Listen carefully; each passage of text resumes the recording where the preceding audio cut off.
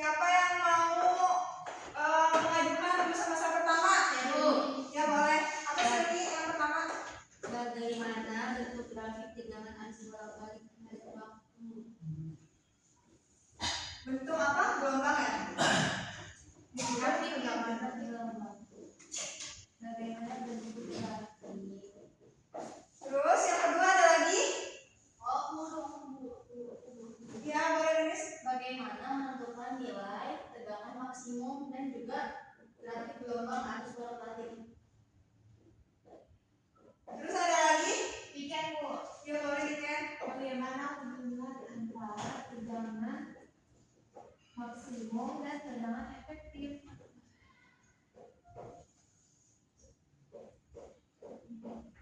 Oke. Nah, rumusan masalahnya udah ketemu nih, ada 3 ya. Setelah merumuskan masalah, di dalam sains itu ada yang namanya merumuskan hipotesis. Hipotesis itu adalah dugaan awal ya. Jadi kalian menjawab rumusan masalah ini berdasarkan dugaan awal kalian. Silakan diskusi lagi. Silakan dipikirkan lagi. Kira-kira hipotesis apa sih yang bisa kalian tuliskan? Ibu kasih waktu 1 menit lagi ya. Udah selesai? Siapa yang mau menyebutkan yang pertama? Saya, Bu. Ya boleh. Bentuknya itu berbentuk gelombang sinusoidal, Bu. Oke. Terus yang kedua apa? Aku. Dia tuh tegangan maksimumnya itu dapat ditentukan dari nilai puncak tertinggi pada grafiknya, Bu. Dari grafik tertinggi ya. Iya, tertingginya. Saya juga mau, Bu. Bentar ya. Ricky lagi semangat, Bu, katanya. Iya boleh Ricky. Jadi tegangan efektif memiliki nilai lebih kecil daripada tegangan maksimumnya, Bu. Lebih kecil Iya, dari. tegangan maksimumnya. Oke. Menarik ya, banyak banget pertanyaan dan juga hipotesis yang kalian keluarkan. Nah, oleh karena itu, kan hipotesis ini masih dugaan awal ya. Kita masih belum tahu nih kebenarannya apakah benar atau enggak. Oleh karena itu, kita akan membuktikan nih pada pertemuan hari ini. Jadi tujuan belajar hari ini tuh ada 3 ya. Yang pertama, menganalisis bentuk grafik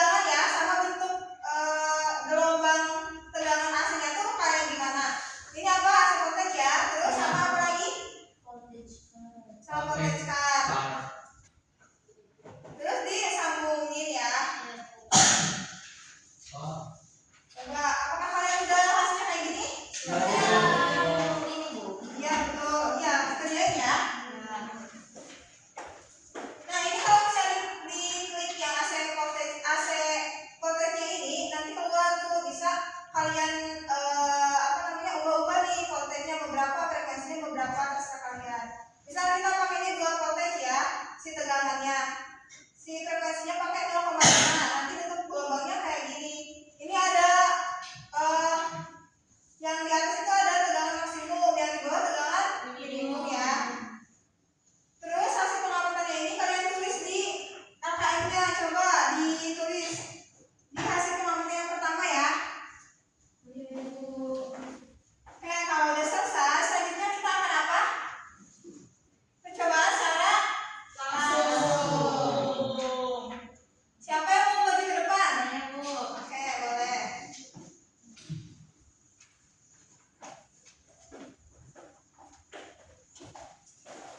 Nah, Silvi itu akan melakukan percobaan yang kedua ya. Ini pakai, ini namanya apa? Sama satu daya. Jadi kalau yang di sini satu daya itu namanya supported. Coba Silvi silakan dilakukan percobaannya. Ini hasil berapa? 2,1 teman-teman. Oke, 2,1. Dilakukan 3 kali percobaan ya. Nanti ditulis di hasil percobaan yang kedua ya. Udah selesai? Udah. Kalau udah selesai, tepuk tangan buat Silvi. Oke, yang selanjutnya itu hasil percobaan yang kedua udah kalian tulisin kan? Sekarang lanjut ke apa? Lanjut ke analisis data. Kerjain ya analisis datanya. Ibu kasih waktu 10 menit ya. Terus untuk Silmi sama Fajar itu kalian juga ibu kasih tugas tambahan ya. Tugasnya itu mengisi yang ini di setelah analisis data itu di bawahnya ada tantangan lanjutan. Itu diisi sama Silmi sama Fajar ya. Terus Ricky sama Lilis mengisi bantuan belajar ya. Yang lainnya biasa aja ya. Maksudnya mengisi yang analisis data aja. Kondisinya sekarang juga Bu. Ya. Oke Bu. Ya, udah selesai mengisi analisis datanya? Oke, kalau udah selesai, sekarang waktunya untuk kesimpulannya udah diisi belum? Kesimpulannya menjawab yang perlu sama saya itu ya. Oke, jadi sebenarnya ada berapa? 3. Selanjutnya itu adalah presentasi. Siapa yang mau maju di depan? Ya, itu ibu yang menentukan ya, yang memilih presentasi ya.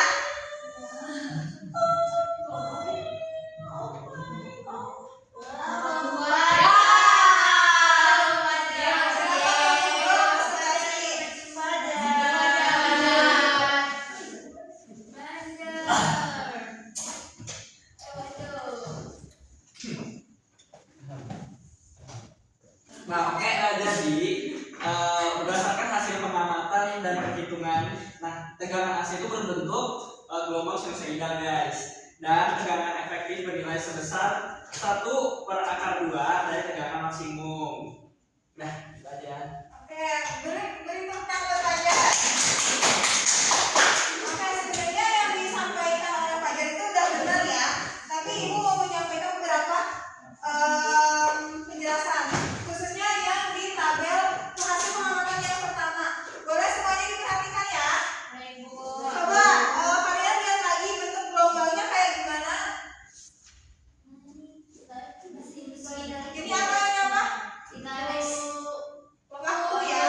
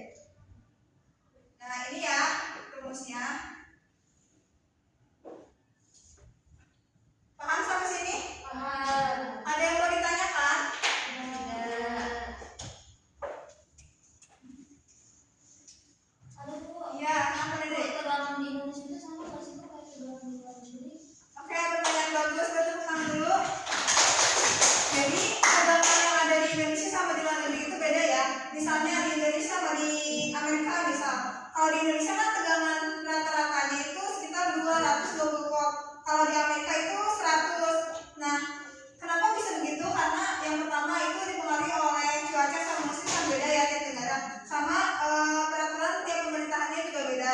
Tapi kita tetap bisa ngecas di Amerika ataupun di Indonesia karena yang tadi di awal tadi tuh ini ada rentangnya 100 sampai 240 volt, artinya masih bisa dicas ya. Yang lain ada yang mau ditanyakan lagi? Tidak, Bu. Oke, kalau tidak ada yang ingin ditanyakan, sekarang lanjut ke refleksi. Ibu mau tahu nih apakah kalian tadi memperhatikan atau tidak? Boleh di-scan dulu. Ibu kasih waktu 5 menit ya untuk isinya. Udah, Bu. Oke, udah pada masuk nih datanya.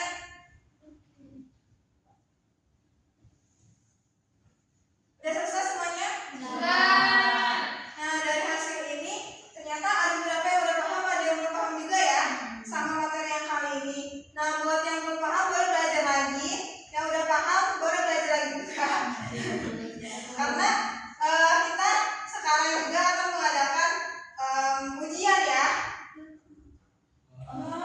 Ibu kasih waktu kalian untuk belajar sampai 5 menit ya. Oke Bu, Belajar ya, belajar. Oke, waktu 5 menit udah habis. kok susah banget Bu. Nih, ibu kasih soalnya sih mereka soal gampang. Boleh dibagikan ke teman-teman.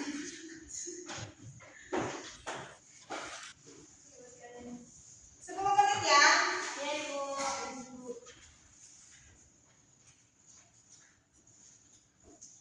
Oke, waktunya udah habis. Boleh dikumpulkan lagi. Tidak, Bu. Yang lainnya udah ini. Udah. Oke, makasih ya. Nanti hasilnya ibu kasih tahu di pertemuan selanjutnya ya. Nah, ujian ini akan menjadi penentu kalian atau kalian remedial atau akan lanjut ke materi selanjutnya. Materi selanjutnya itu adalah tentang rangkaian arus AC. Ada resistor, kapasitor sama indukan. Tapi sebelum ke situ, kan tadi udah belajar nih. Ada nggak yang mau ngasih kesimpulan materi hari ini tuh apa? Saya, Bu. Ya boleh. Han. Ternyata tegangan AC itu kan berubah seiring waktu sehingga membentuk gelombang sinusoidal. Kemudian ternyata tegangan di tiap negara itu beda-beda ya, Bu ya. Oke, boleh tepuk tangan buat Anu. Jadi benar ya. Tegangan AC itu berubah secara periodik terhadap waktu dan membentuk gelombang sinusoidal.